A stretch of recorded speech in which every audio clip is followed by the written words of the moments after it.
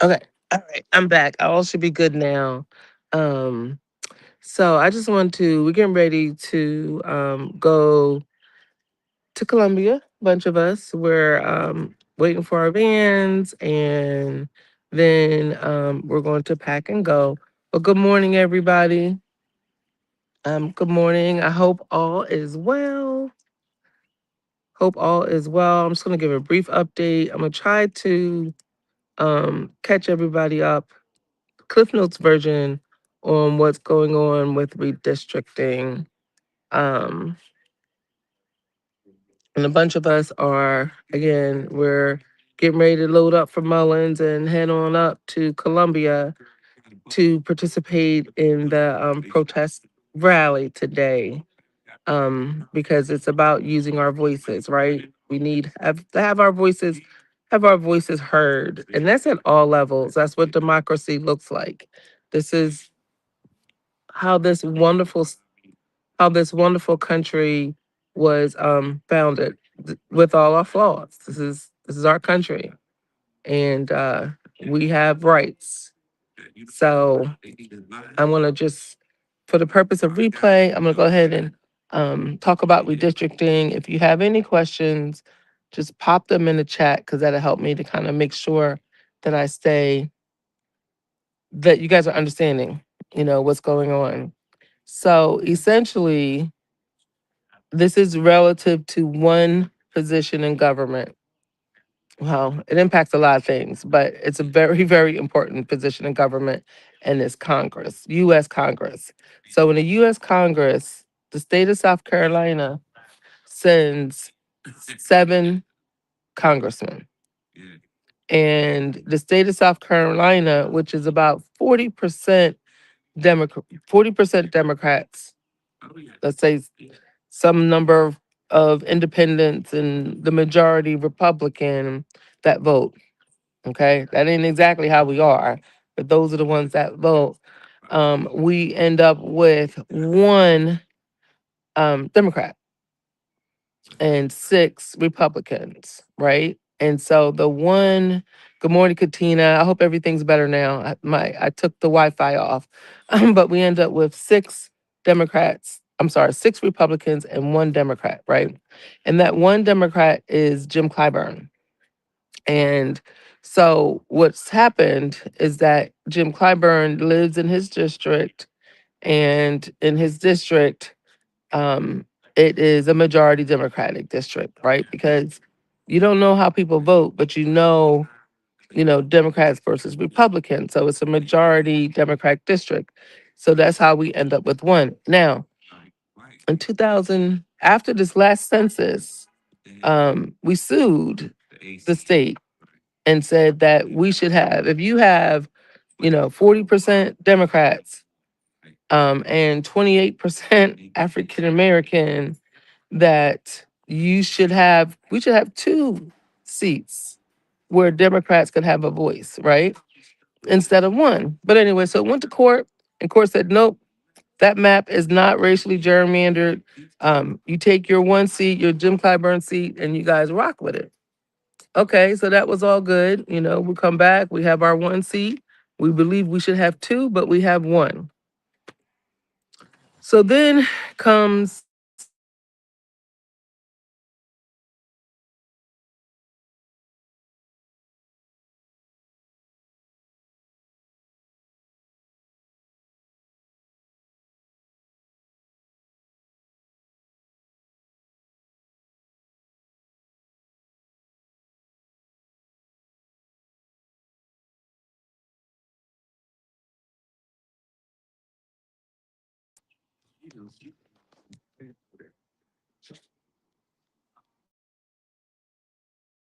oh shoot, you guys still with me? Okay, y'all still with me. Let me see if somebody has Reverend Ford's number. Ezra, Ezra, can you call Reverend Ford, please? He just called. Okay, y'all, I'm back. I'm back. So, All right, y'all. Sorry. This is what happens. We're packing up, right? This is what democracy looks like. Here comes our van. Yes, yes, yes. All righty. So, one of our vans.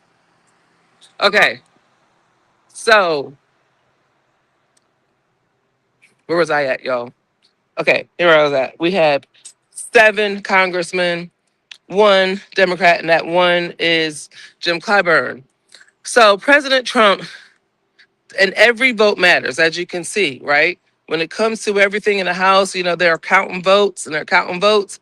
So, what President Trump is trying to do is he knows that the people are not happy with what's going on in America. He knows that the people are not happy with the price of gas, with the price of goods, with incomes, with access to housing, right? So, they were concerned that one, they may lose in in November. So how do you counter that? Well, they're cheating. So President Trump called down to South Carolina and said, I need y'all to send me 7. Oh, the words they were using was crazy, but 7 Republicans, right? So South Carolina didn't have to listen because we're South Carolina, but we did. So they said, okay, let's go ahead and look at redistricting. And what opened the door to this redistricting was the Supreme Court.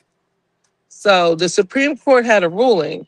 And in the Supreme Court's ruling, they said that the maps in another state were racially gerrymandered, and basically opened up the door for South Carolina to be able to make this change.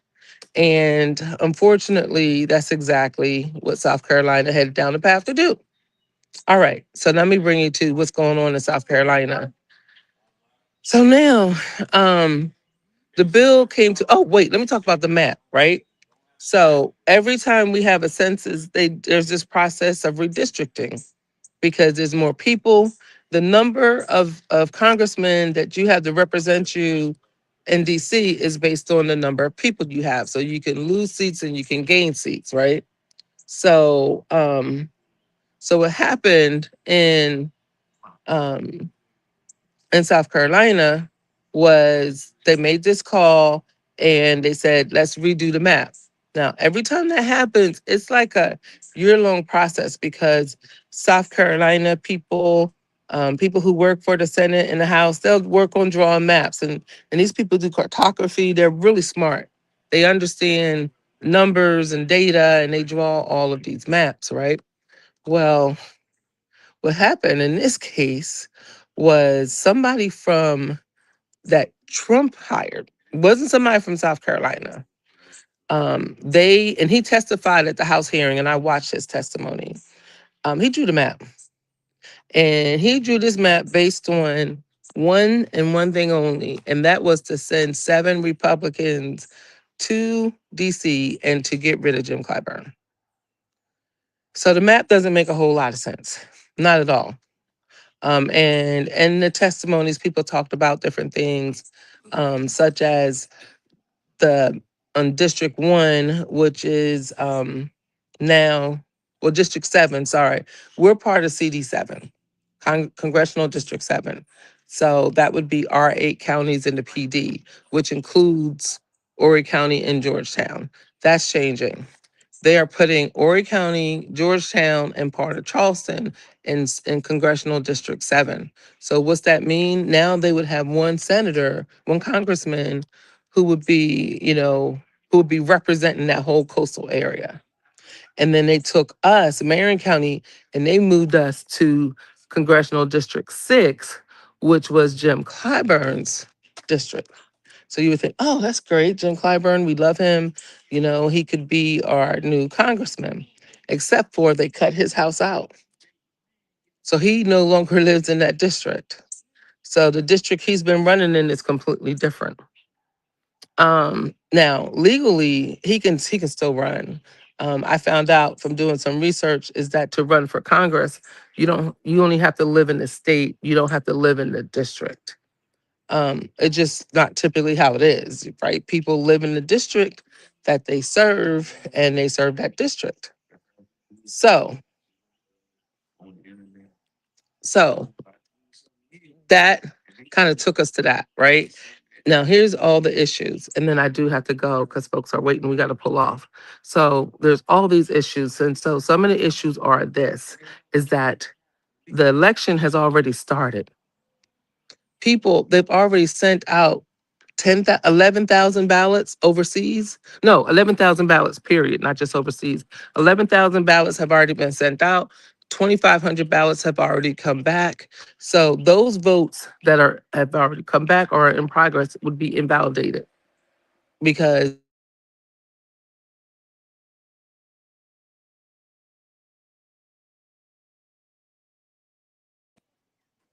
then also the cost over $6 million. That's just at the state level. Okay.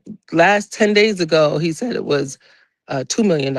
Yesterday, the top guy in the election commission is now saying that $6 million. And that does not include what all the counties have to pay. There was a guy that came up from Columbia and basically said it was nearly impossible to get it done. He needs 5 weeks, right? So it's all kinds of mess, right? It's all kinds of mess, but yet still it's being jammed through. And I gotta go. Everybody's here. Um, I want to have more of a conversation about redistricting. Drop your comments, drop your questions, and then we're going to continue this conversation. But for right now, it's about our voices being heard. Me and a whole bunch of folks, we're going up to Columbia. We're going to participate in a rally, and our voices will be heard. Love you guys.